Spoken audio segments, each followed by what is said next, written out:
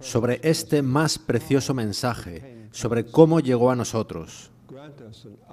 Dótanos de comprensión sobre la historia, para conocer qué sucedió. Y, de esa forma, que sepamos cómo podemos recibir el don de arrepentimiento que el cielo quiere darnos. Guíanos en nuestros pensamientos. Es en el nombre de Jesús que lo pido. Amén. Muy bien, la historia de 1888. Retrocedamos primeramente al movimiento de 1844. Creo que ya lo conocéis. Guillermo Miller comenzó a predicar el mensaje del primer ángel en 1831. El Señor lo bendijo y hasta 50.000 personas en Norteamérica abrazaron el mensaje, además de algunos más en Europa. Entonces llegó el gran chasco. La mayoría de la gente abandonó el mensaje, pero unos pocos persistieron, pues reconocían que era el auténtico Espíritu de Dios quien estaba en el clamor de medianoche. No lo sostenía únicamente la aritmética, era el Espíritu Santo. Esa era su convicción. Ese pequeño grupo de personas fue el que siguió a Cristo por fe al lugar santísimo del santuario celestial. Ese fue el comienzo de la Iglesia Adventista del Séptimo Día. Sin embargo, todos ellos eran guardadores del domingo. Aún no habían oído acerca del sábado, pero sí habían oído el comienzo del mensaje del santuario, pues conocéis la historia de Hiram Edson cuando caminaba por un maizal la mañana del 23 de octubre de 1844. De repente pensó que quizá el santuario no era la tierra, que quizá no era la segunda venida de Cristo lo que esperaban. Entonces tuvo una visión del cielo con el lugar santísimo abierto.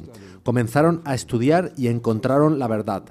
De modo que resulta importante para nosotros conocer que la Iglesia Adventista del Séptimo Día no se ha edificado sobre la doctrina del sábado, sino sobre la doctrina del santuario. Y esa es precisamente la verdad que detesta el diablo hoy en día. Puedes ir a la iglesia tipo sábado tras sábado, año tras año, y no oír nunca un solo sermón sobre la purificación del santuario. Bien, estos son los antecedentes. Veo que tenemos aquí una pizarra. Quizá podamos escribir algo.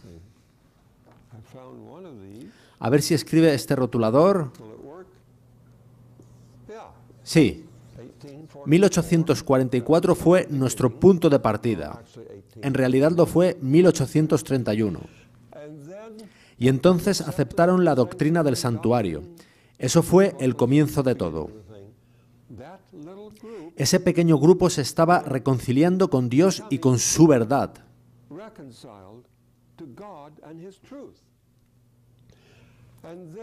Y entonces, en 1846, Raquel Oakes Preston dio a ese pequeño grupo el mensaje del sábado.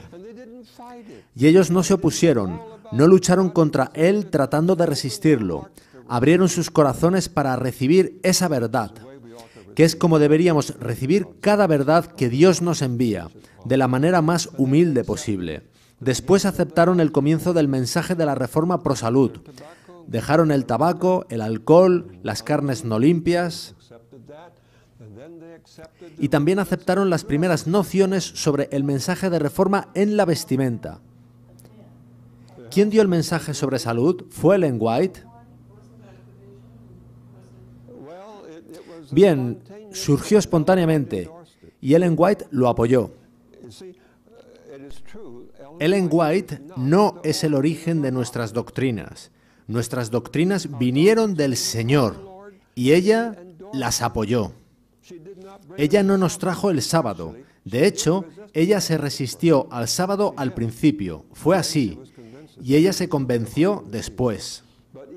Por tanto, incluso una reforma sobre la vestimenta se llevó a cabo entonces. Con seguridad la necesitaban.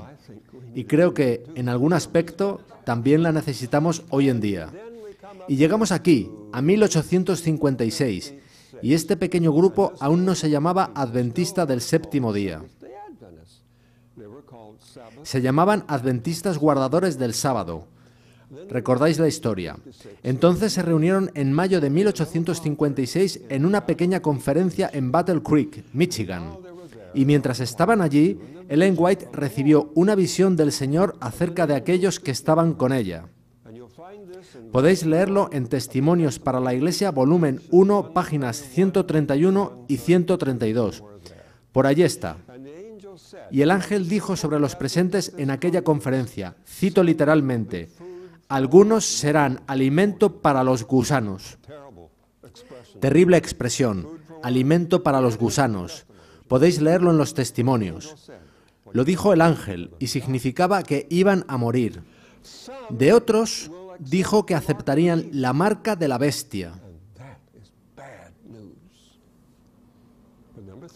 Y de un tercer grupo, dijo que quedarían vivos sobre la tierra para ser trasladados cuando Jesús viniera. Fue en 1856. No lo dije yo. No lo dijo Ellen White. Hay gente hoy en día que dice que aquello fue un gran ridículo que prueba que Ellen White es una falsa profetisa. Ella no lo dijo el ángel. Y alguien puede decir, entonces no se puede confiar en los ángeles. ¿Estaba el ángel refiriéndose, avanzando hacia 1888, a un posible fin de las cosas? Has de esperar un poco. Buena pregunta. ¿Son los ángeles omniscientes? No. Jesús dijo expresamente que ni aun los ángeles conocen la hora de su segunda venida. A los ángeles les encanta estudiar la Biblia, como a nosotros. Los ángeles han de aprender. Es un hecho. Son seres finitos. Pero estoy seguro de que este ángel del cielo estaba representando la perspectiva de todos los ángeles santos. Estaban felices de ver que un pequeño grupo de personas resistieron tras el gran chasco. Estaban felices de ver que ellos aceptaban la verdad de la purificación del santuario. No estaba desarrollada. Estaban tan solo en el comienzo de ella, pero habían abierto sus corazones, lo que hizo felices a los ángeles. Estaban felices de verlos abrazar el mensaje del sábado. Estaban felices de verlos abrazar el comienzo de la reforma pro salud y la reforma de la vestimenta. Estas personas aceptaban todo rayo de luz que Dios les enviaba, incluyendo el espíritu de profecía. Reconocieron en Ellen White el cumplimiento de la promesa de Dios de que la iglesia remanente tendría el testimonio de Jesús. Así que llegaron a 1856 y el ángel dijo la verdad. Él sinceramente creía que estas personas, que habían aceptado toda esa luz, continuarían aceptándola y estarían preparados para la venida del Señor. Y el cielo no acalló al ángel. Pero fueron pasando los años y comenzó a crecer la iglesia. Yo no estoy demasiado lejos de aquella época del evangelismo en carpas. Eso ya no existe apenas. Yo hice mi comienzo como maestro de carpa en una campaña evangelística. Y allí a donde iban nuestros evangelistas o pastores y ponían una carpa, revolucionaban la ciudad.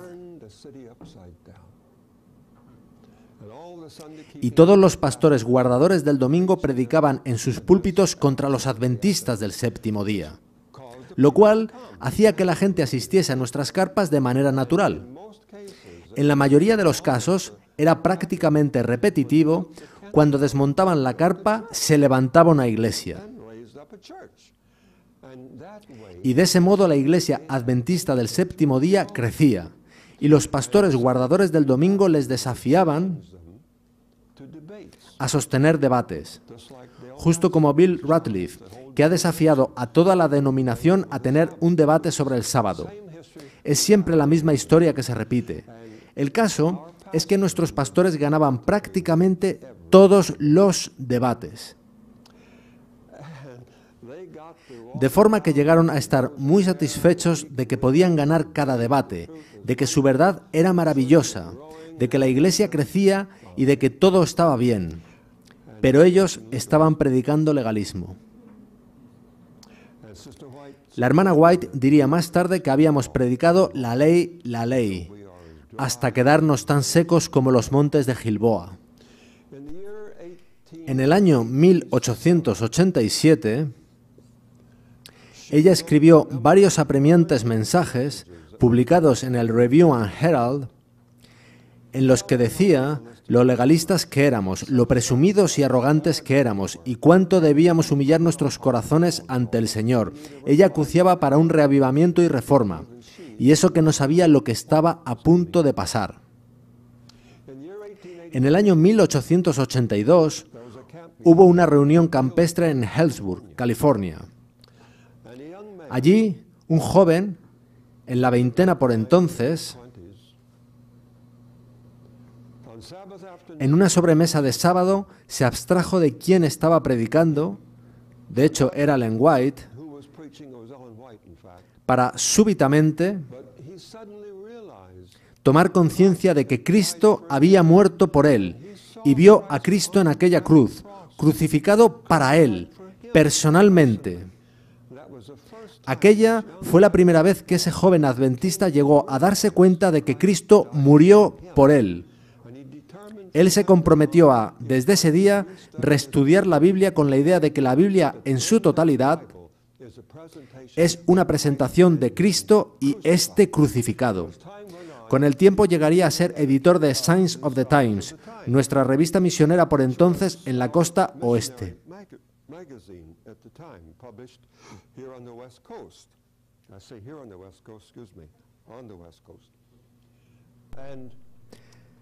Más o menos por el mismo tiempo, no recuerdo el año, aunque creo que fue el mismo,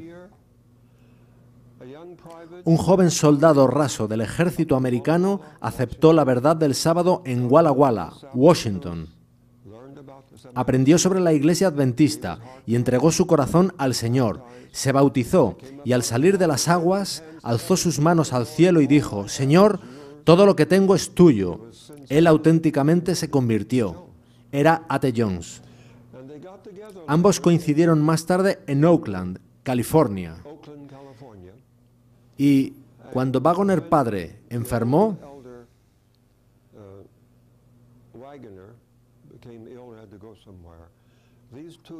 estos dos jóvenes quedaron a cargo de la edición de Signs of the Times y llegaron a la conclusión de que el corazón del mensaje adventista no era la ley, sino Cristo y este crucificado.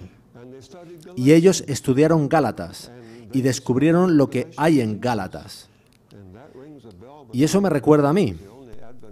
Yo fui durante 4 años el único adventista en mi instituto de secundaria y tuve un terrible problema con el sábado. Yo tocaba el violín bastante bien y me pedían tocarlo en programas de viernes por la noche, a lo que decía que no. Todas las actividades eran los viernes por la noche. Y en mi último año me pidieron que representara a nuestro instituto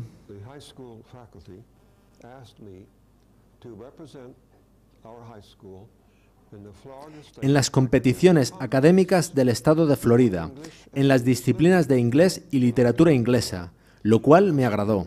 Estudié para prepararme, pero llegó el aviso de que para Florida Central el examen sería en una mañana de sábado.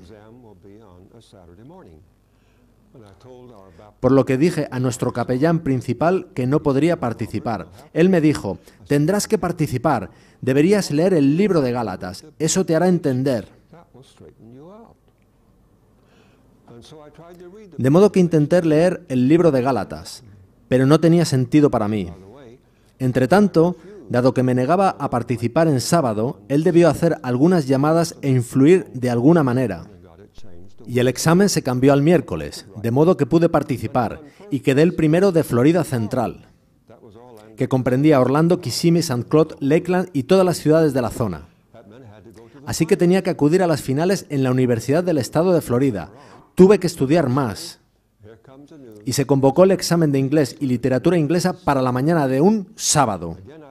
De nuevo tuve que decir que no podía participar. Mr. Rutledge se molestó verdaderamente en esta ocasión. Me dijo: Robert, es demasiado tarde.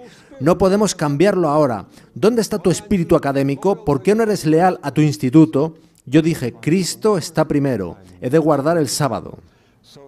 Así que hubo más llamadas frenéticas y cambiaron el examen al viernes por la tarde. De modo que pude hacer el examen y quedé el primero del estado de Florida. Eso fue lo que pasó, pero el caso es que yo no entendía Gálatas, el libro que estos dos editores estudiaron. Cuando estudié Gálatas me pareció como si Mr. Rutledge tuviera razón, que la obediencia a la ley es esclavitud.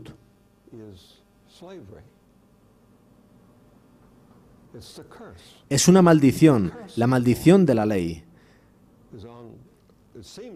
Parece decir que la maldición está en todos los que la obedecen, de modo que si guardas el séptimo día sábado, estás bajo la maldición de la ley, y yo no podía entenderlo. Bien, más adelante descubriría la verdad. Os lo contaré después. En cualquier caso, en 1888 las oraciones de Ellen White fueron contestadas. Estos dos jóvenes fueron delegados para la asamblea de la Conferencia General de ese año. Tuvieron una reunión de oración previa y pidieron al Señor que los guiara.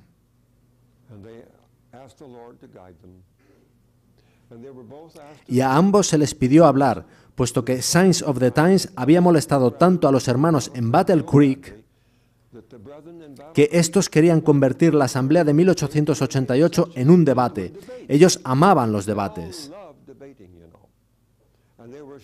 Y estaban seguros de poder aplastar a estos dos jóvenes.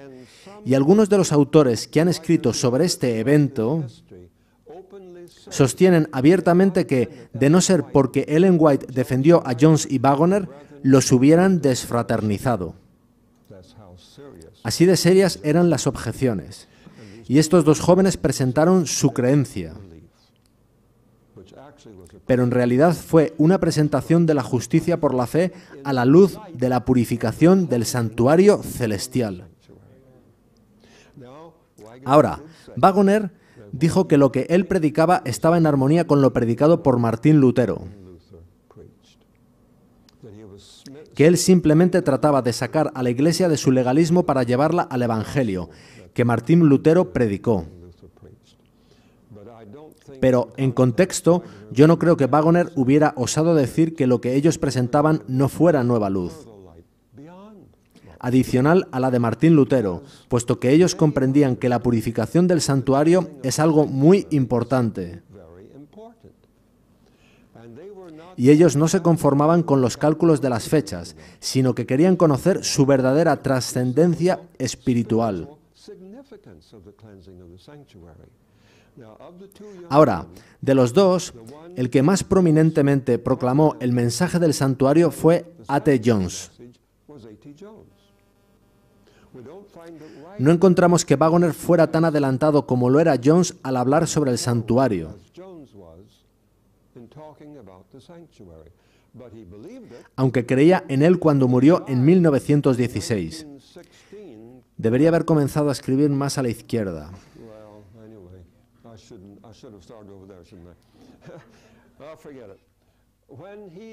Justo antes de morir de un infarto en 1916,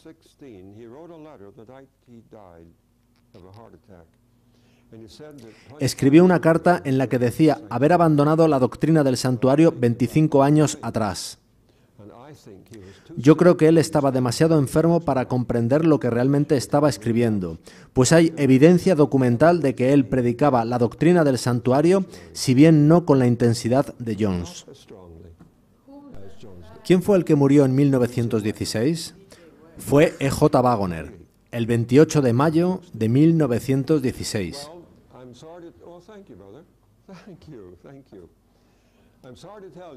Lamento deciros que a nuestros hermanos de Battle Creek, a los líderes de la Conferencia General y a los diferentes presidentes de las conferencias locales no les gustó escuchar a Jones y Wagoner.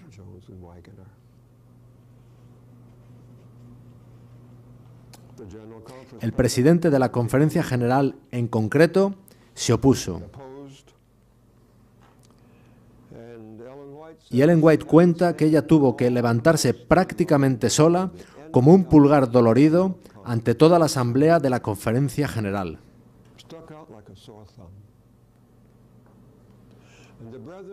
Los hermanos se molestaron con ella. Pensaban que al apoyar a Jones y Wagoner estaba creando disensión y disputa en contra de los líderes de la Conferencia General, que peinaban canas. Bien, ella se mantuvo firme y suplicó a los hermanos que, por favor, abrieran sus corazones y recibieran esa luz. Ella no dijo en ese momento que aquello era el comienzo de la lluvia tardía. Le llevó un tiempo llegar a esa conclusión. Pero en 1890 ella llegó a esa conclusión. Que lo que Jones y Wagoner estaban predicando eran aguas del cielo pertenecientes a la lluvia tardía. En 1891 o 1892, ella comenzó a dar a entender que el mensaje era el comienzo del fuerte pregón de Apocalipsis 18.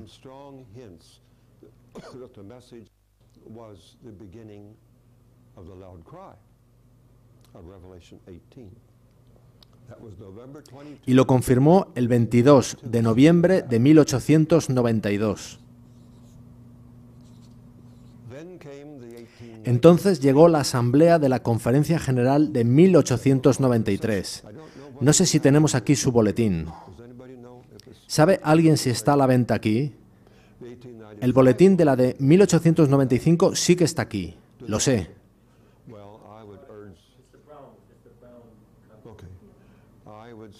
Os sugeriría que lo consiguieseis. De hecho, os sugiero que lo estudiéis. Por favor, no creáis una palabra de lo que os digo, porque lo diga yo. Estudiadlo por vosotros mismos. Los boletines de las asambleas de 1893 y 1895, y ambos están ahí, contienen sermones predicados por A.T. Jones en esas asambleas de la Conferencia General. Fijaos que en 1888 nadie pensó que valiese la pena escribir lo que Jones y Wagoner decían, de modo que no se registró. Sin embargo, en 1891 comenzó a tomarse registro, aunque no concienzudamente, sino solo con algunas anotaciones. Hay publicados varios sermones de Wagoner de 1891 que resultan muy útiles, pero en 1893 se tomó a mano cuidadoso registro de toda palabra pronunciada y fueron transcritas y publicadas. Transcurrió el tiempo y, en 1896, Ellen White declaró que, en gran medida, el mensaje fue mantenido lejos de nuestro pueblo y lejos del mundo. Así que durante esos años, de 1888 a 1896, el Señor hizo todo esfuerzo para traer de distintos modos el mensaje a la atención de nuestros hermanos. En 1891 era tan grande la oposición contra la propia Ellen White que ésta fue mandada en exilio a Australia.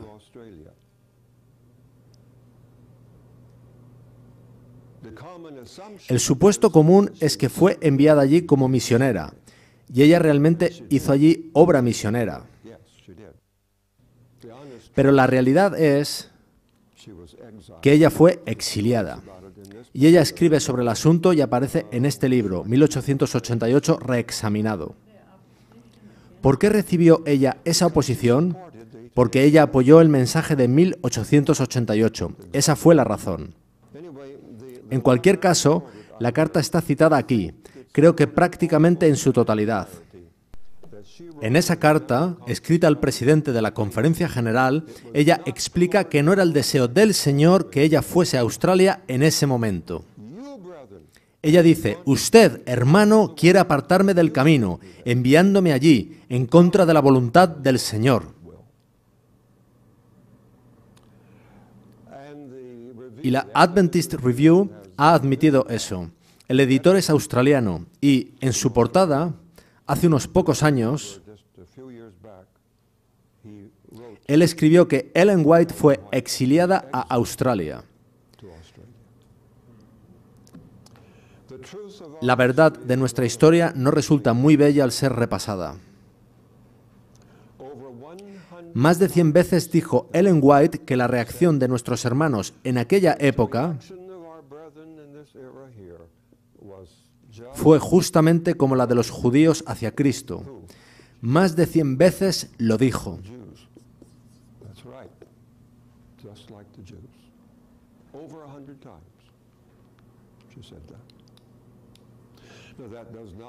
Eso no quiere decir que Dios haya abandonado a esta iglesia. No quiere decir que debas salir y fundar una ramificación. No quiere decir que debas comenzar una iglesia de hogar. Yo no creo eso. Yo creo que lo que quiere decir es que tú debes conocer de la verdad, estar preparado para ser testigo de la verdad y sumarte a orar para que Dios nos dé el don del arrepentimiento. La solución a nuestros problemas no es una nueva organización, sino arrepentimiento dentro de esta organización. Así que Ellen White estuvo en Australia. Allí realizó una labor formidable. Fue verdaderamente milagroso lo que hizo en Australia, una evidencia de lo que el Señor habría hecho para el mundo entero. Entonces llegamos al año 1901. Ella regresó en 1900 para la asamblea de la Conferencia General programada para 1901, que tendría lugar en Battle Creek. Ella asistió y el día anterior a la apertura, ella se encontró con los hermanos de la Conferencia General, y me imagino cuáles eran los delegados que asistieron. El encuentro fue en la biblioteca de Battle Creek. Ella les habló, y existen dos versiones sobre lo que les dijo. Hay una versión que es auténtica, registrada taquigráficamente, aunque contenga errores gramaticales.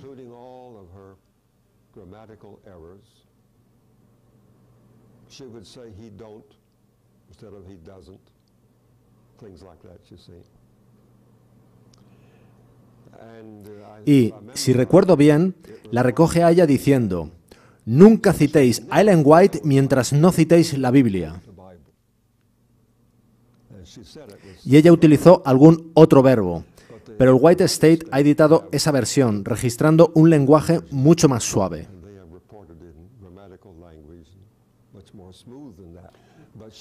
Pero ella tenía una carga desde la asamblea de 1888 y deseaba que la de 1901 deshiciera lo que sucedió en aquella.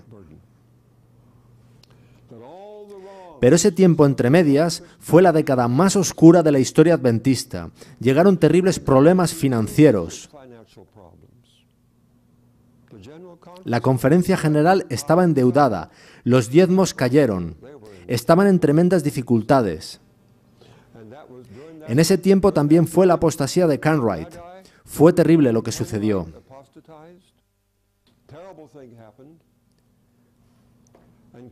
Y Kellogg comenzó a pasarse al panteísmo. La situación era horrible. De modo que llegó la asamblea de 1901 y ángeles del cielo se paseaban por los pasillos del tabernáculo en Battle Creek.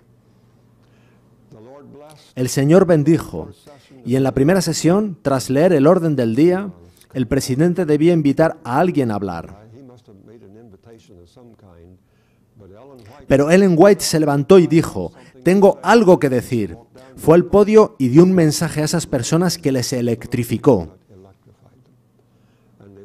Ellos desecharon la agenda y se centraron en reavivamiento y reforma, y cambiaron la organización de la iglesia.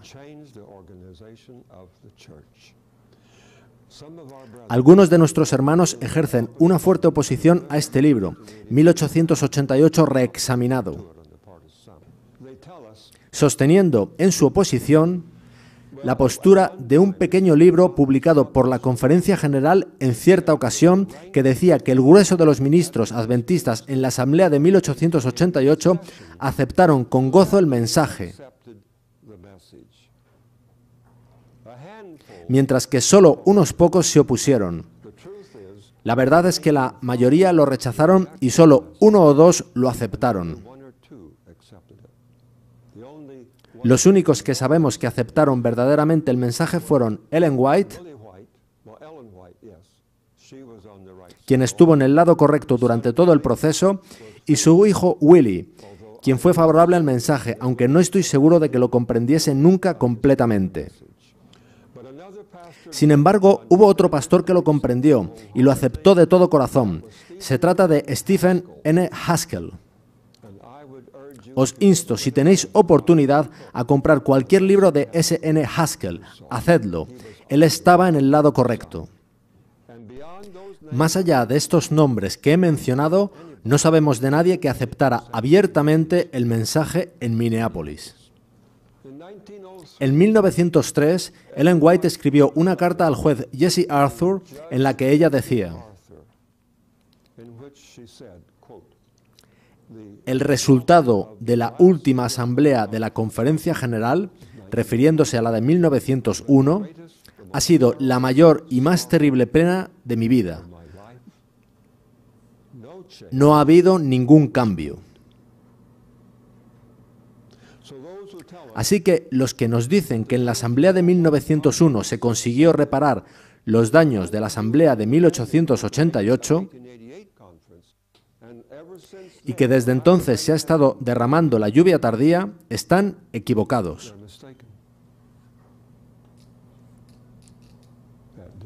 Eso no sucedió. Finalmente, en 1915 murió Ellen White, aún con la esperanza de que habría un reavivamiento y una reforma en el futuro.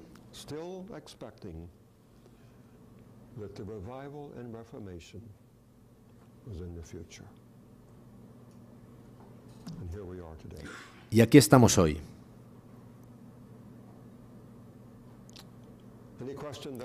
¿Alguna pregunta hasta aquí? ¿Cómo pudieron ellos llegar a la conclusión de que lo que sucedió en 1888 era la lluvia tardía, cuando se supone que esta es el derramamiento del Espíritu Santo?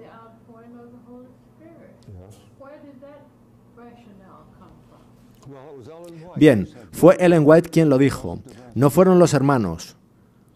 Los hermanos no se dieron cuenta de que la lluvia tardía comenzó en la conferencia de 1888. Fue Ellen White quien se dio cuenta.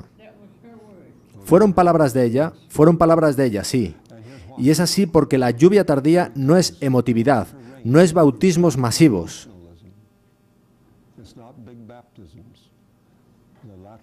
La lluvia tardía es un mensaje de Cristo nuestra justicia.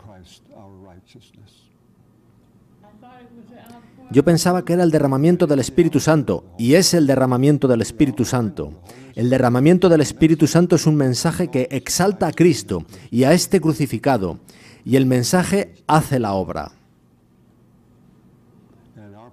Y nuestro pueblo a menudo ha malentendido eso, pensando que la lluvia tardía, el derramamiento del Espíritu Santo, va a hacernos rodar por el suelo, hablar en lenguas, chillar, dar alaridos, resucitar a muertos y obra todo tipo de milagros. Pero la lluvia tardía es lo que prepara el grano para la cosecha. Y lo que prepara el grano para la cosecha no es obrar milagros, sino un mensaje que es claro, que presenta a Cristo como Pablo se lo presentó a los Gálatas. Pablo les dijo: Cristo fue presentado entre vosotros como crucificado.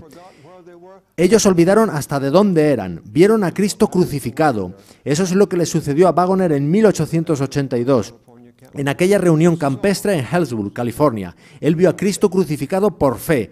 Aquello cambió su vida. ¿Sí? En primeros escritos, Ellen White habla de una compañía de personas vestidos con armadura. Un gran cambio había sido producido en ellos. Y ella preguntó al ángel qué era lo que había causado ese cambio. Y el ángel respondió: es la lluvia tardía, el refrigerio de la presencia del Señor, el potente pregón del tercer ángel.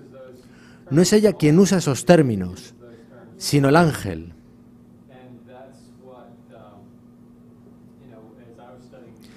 He estado estudiando por mi cuenta estos asuntos desde hace años y ello me ha llevado a concluir que, cuando ella habla del fuerte pregón, del mensaje del tercer ángel de Apocalipsis, de Cristo nuestra justicia, o de lluvia tardía, Todo ello está clara y sólidamente ligado a los sucesos que tuvieron lugar en Minneapolis y al mensaje que surgió de allí. Gracias, es una aportación muy valiosa. Pero fíjate que ese libro es Primeros Escritos, que ella escribió en 1850, y eso se cumplió en 1888. Cuando llegó el comienzo de la lluvia tardía, era un mensaje que hacía derretir los corazones humanos.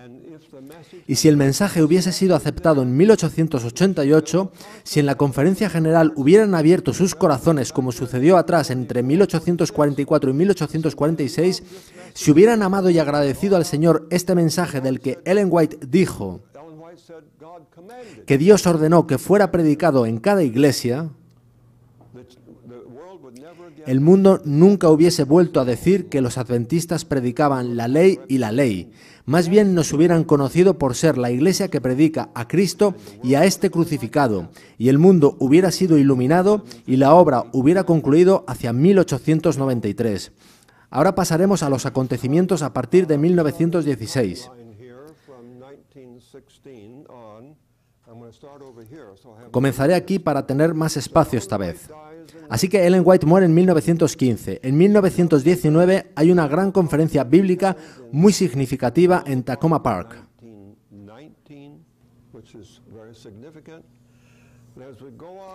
En el intervalo de tiempo que transcurre desde la conferencia de 1901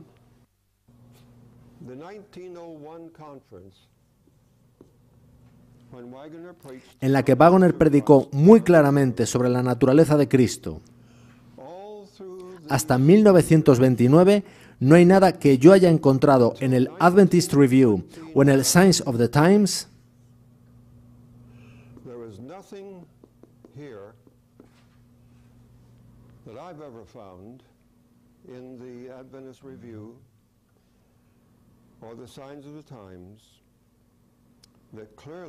que claramente exponga los conceptos de 1888.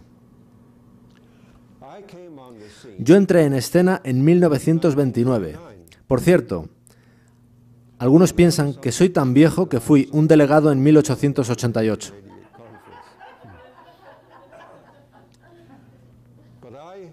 Fui bautizado en 1929. Abandoné la iglesia presbiteriana, con esas preciosas ventanas góticas, sus magníficas bancas, sus maravillosos órganos de tubos y sus coros, para unirme a esta pequeña e insignificante iglesia adventista, tan grande como esta sala. Nos sentábamos en vulgares bancos, ni siquiera había un piano, tan solo un viejo órgano de fuelle, y cantaban canciones como «A la obra, a la obra, a la obra, trabajemos». Pero supe que era la verdad. Supe que la verdad del sábado era correcta y persistí. A pesar de todo, estoy contento de que así fuera. Y no fue hasta que fui favorecido para ir a una universidad adventista. Yo quería ir al Union College y estar a las órdenes de Andreasen, puesto que yo tenía un padrino. Os contaré esto brevemente. En 1926 nos mudamos a una pequeña ciudad de Florida, pues mi padre quería escapar de Miami. Vivíamos en Miami y mi padre era un luterano estricto, por convicción. Él guardaba muy estrictamente el domingo. Él veía a Miami tan lleno de inmoralidad y maldad que no quería que sus hijos creciesen allí. Así que nos fuimos a una pequeña ciudad llamada St. Cloud, que es donde yo crecí. Por aquel tiempo, en St. Cloud, había un centro de jubilados para veteranos de la Guerra Civil. Y entre los veteranos de la Guerra Civil que vivían allí estaban el hermano y la hermana J.G. Matheson, cuya hija era la señora de Oliver Montgomery, que fue un vicepresidente de la Conferencia General. Así que yo crecía en St. Cloud. Tenía unos 10 años por entonces. Fui bautizado con 12. El pastor Montgomery me llevó bajo sus alas. Cada Navidad él me traía, como regalo de Navidad, un libro de historias de las misiones, para que yo fuese misionero algún día, por lo que le estoy muy agradecido. Y cuando terminé el instituto, yo no tenía dinero. No podía pensar en ir a una universidad adventista, que valía dinero.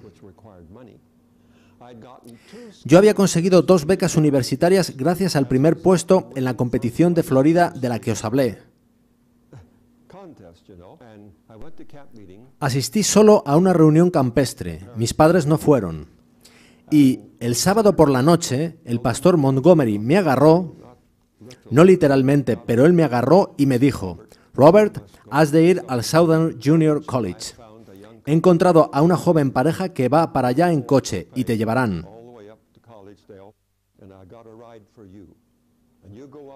Ve para allá con ellos y nos encontraremos allí la semana que viene. Así que me fui, y así es como llegué a una universidad adventista. Más tarde, él quería que yo fuese al Union College, porque él creía que el pastor Andreasen tenía la verdad y que nuestros ministros más jóvenes debían aprenderla. Hoy en día, el pastor Andreasen tiene una posición fortísima por parte de algunos de nuestros eruditos.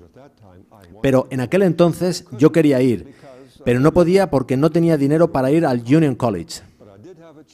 Pero tuve una oportunidad de trabajar llevando bandejas en el sanatorio de Washington, por lo que acabé allí. Y allí, en Tacoma Park, había un señor mayor que había estado presente en la conferencia de 1888.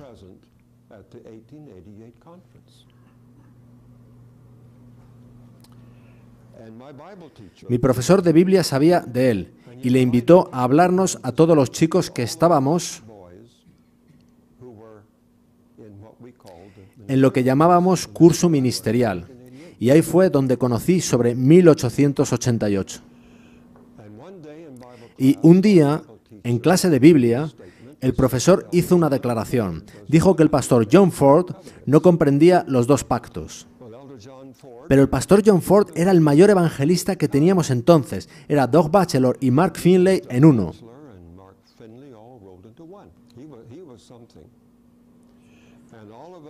Todos los estudiantes soñábamos con algún día ser como el pastor John Ford, que bautizaba a muchísimos. Aquello nos impactó. Yo pregunté, entonces, ¿quién comprende los 2 pactos? El profesor dijo no saber quién los comprendía, por lo que pregunté dónde podríamos aprender sobre el asunto, y él dijo: bien, lo mejor que yo nunca he leído está en un libro llamado Las Buenas Nuevas, de E. J. Waggoner. Yo no tenía ni idea de quién era Waggoner. Fui a la biblioteca y, por supuesto, el libro no estaba allí. Ni siquiera estaba en la biblioteca del Review and Herald. ¿Podéis creer eso? De modo que el profesor trajo su propio ejemplar y lo dejó en custodia. No podíamos sacarlo, pero podíamos leerlo en la biblioteca, como la Biblia de Lutero que estaba encadenada a la pared.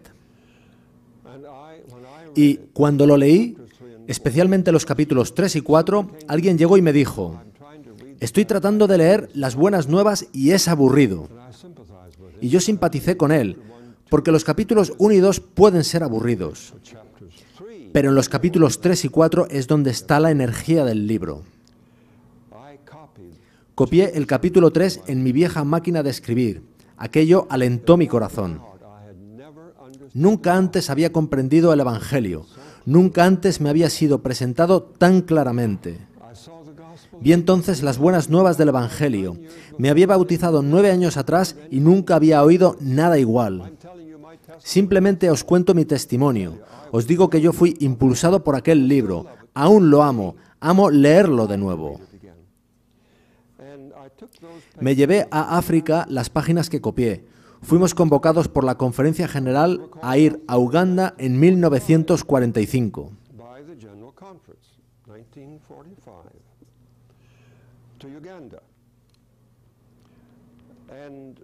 Y pronto descubrí que en Uganda teníamos un problema de inmoralidad sexual y el problema era terrorífico.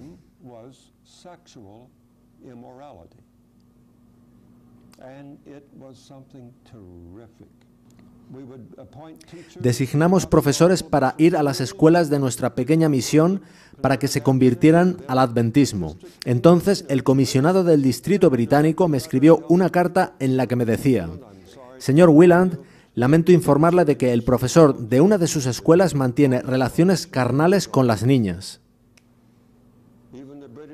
Ni siquiera la administración civil podía aprobar aquello. Tuve que llamar al profesor. Aquello se repetía vez tras vez.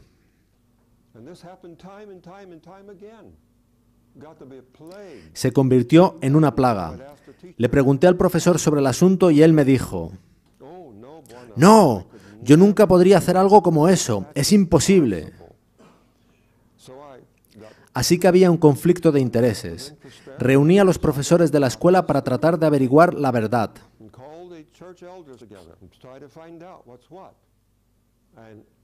Y, sin una sola excepción, todos los profesores dijeron la verdad. Cada vez que me ponía frente a frente con un profesor, él agachaba la cabeza y decía: «Lo siento, es verdad, el diablo me impulsó a hacerlo».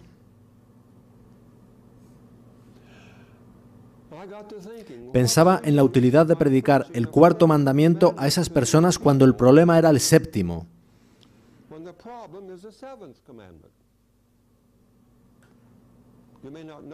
Quizá no sepáis que Uganda ha sido conocida como la capital del mundo del SIDA. Lo escuchasteis, ¿verdad?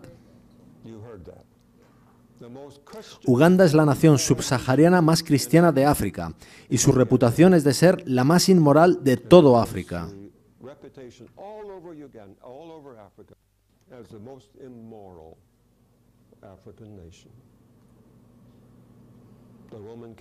Los católicos romanos y la Iglesia de Inglaterra construyeron dos maravillosas catedrales en Kampala, en dos de sus 7 colinas, con sus respectivos órganos de tubos.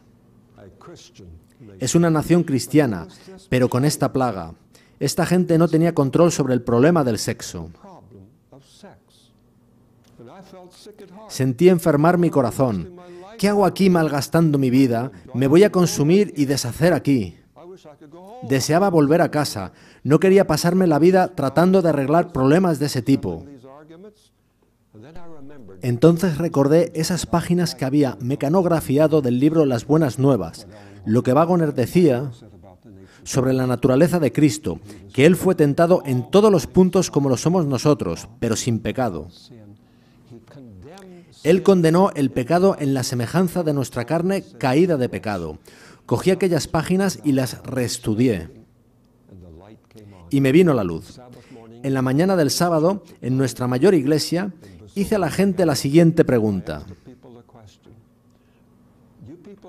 ¿Creéis que Jesús fue tentado como nosotros? Sí, sí, dijeron todos. ¿Fue tentado a robar algo? Contestaron que sí. ¿Creéis que fue tentado a mentir? También dijeron que sí. ¿Fue tentado a acostarse con chicas? Dijeron, no, no, imposible.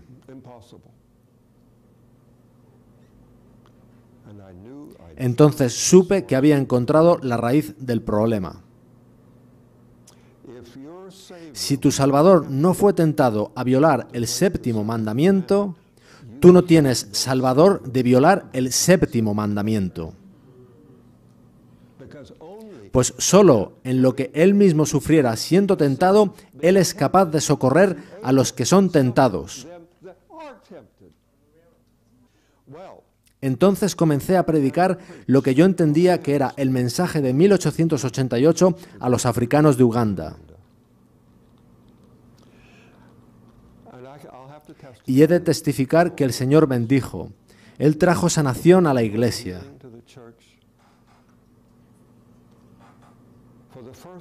Por primera vez vi lágrimas en ojos africanos, y fue al hablarles de la cruz de Jesús. Entonces, la conferencia general nos ofreció a Grace, a los niños y a mí a volver de vuelta a América.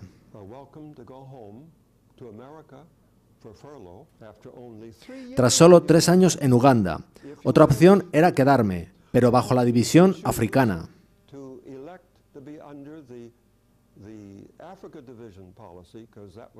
Pues era la división del norte de Europa bajo la que estaba cuando salimos en 1945. Otra opción era un contrato de 7 años estando 6 meses en Sudáfrica. ¿Cuál hubieseis escogido vosotros? Nosotros optamos por volver a casa, a América, tras 3 años. Pero algo más sucedió en Uganda. La Iglesia de Inglaterra estaba teniendo un gran reavivamiento y no vino sino de Ruanda, donde sucedió el genocidio de 1994. El así llamado reavivamiento fue conocido localmente como ABA, o bien el reavivamiento de los salvados. La idea era que uno es santificado instantáneamente al profesar su doctrina de que Cristo ha entrado en tu corazón.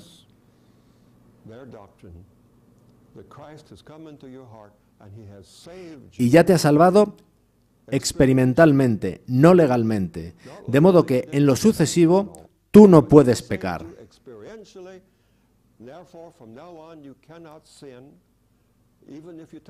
Incluso si violas a una mujer, eso ya no es pecado, pues tú has sido salvado.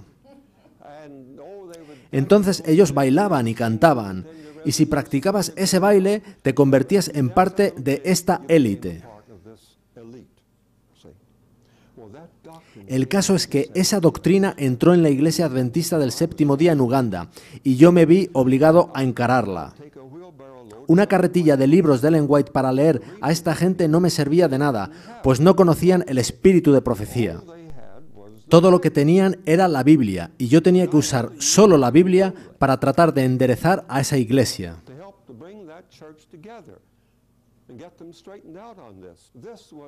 Esto era doctrina evangélica entrando en la iglesia adventista, y yo tenía que encararla frontalmente, usando solo la Biblia. Eso me obligó a estudiar, y quedé convencido sobre el asunto de la naturaleza de Cristo. Descubrí el ágape. No lo descubrí en el seminario, sino en Uganda. También descubrí qué significa creer en Jesús. Y comencé a predicar a esas personas los conceptos del mensaje de 1888. Entonces regresé a América, y la gran carga para mi corazón era ir al seminario.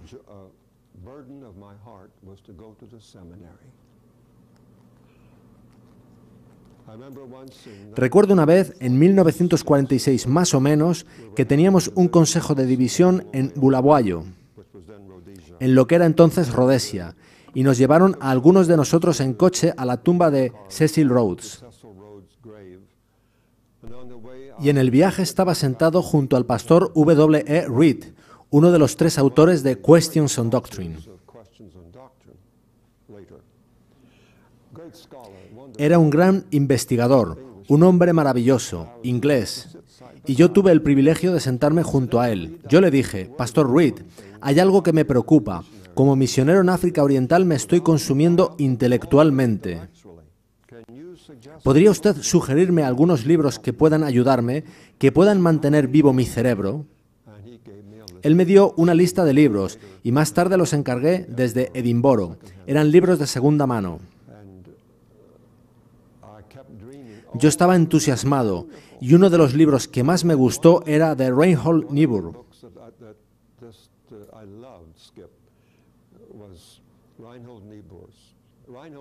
Reinhold Niebuhr era realmente un gran teólogo.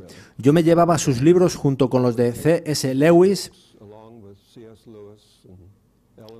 y los de Ellen White de Safari, y me perdía durante una semana o 10 días. Tenía una pequeña lámpara que conectaba a la batería del coche. No podíamos tener reuniones de noche, de modo que disponía de toda la tarde para mí, y yo estudiaba. Y estos libros ensanchaban mi mente y me mantenían soñando. ¡Qué feliz estaré cuando pueda ir al seminario adventista! Podré encontrarme con gente, hablar con los que están al nivel de Reinhold Niebuhr, C.S. Lewis y estos otros profundos pensadores. Finalmente regresé y fui al seminario.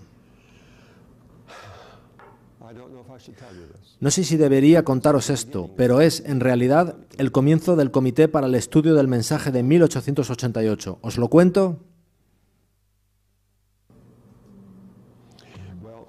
Bien, la primera clase a la que fui la impartía George Vandeman y era sobre justicia por la fe.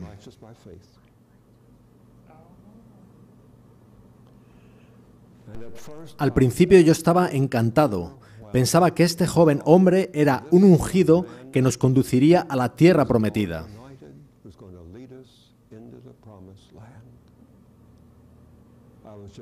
Estaba simplemente deleitado oyendo en clase. Y en una ocasión, él nos dijo que debíamos leer el boletín de la Conferencia General de 1893, del que yo jamás había oído. Así que yo me instalé en la biblioteca para leerlo, esos 24 sermones de A.T. Jones. Maravilloso libro. Está aquí. Era como leer las buenas nuevas, el mismo contenido pero con palabras diferentes. Atravesó mi corazón, me encantó. Pero tras unos 10 días me preocupé, porque el profesor nos estaba diciendo cosas como las que me encontré en Uganda.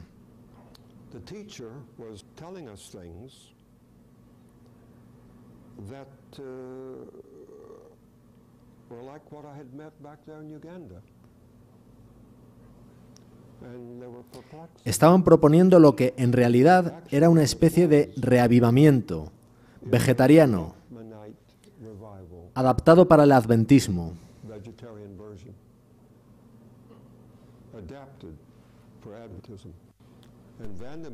Y la visión de Vandeman en aquel momento, más tarde pudo haber cambiado. No es una crítica, pero en aquel momento su visión era que las iglesias evangélicas comprenden la justicia por la fe.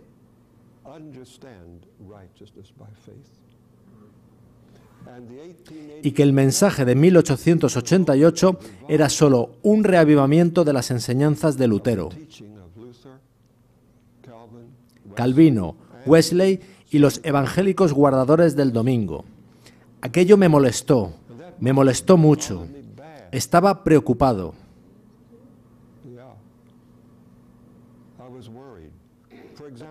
Por ejemplo, una de sus ilustraciones era de una señora que fue a la Exposición Universal de Chicago de 1933.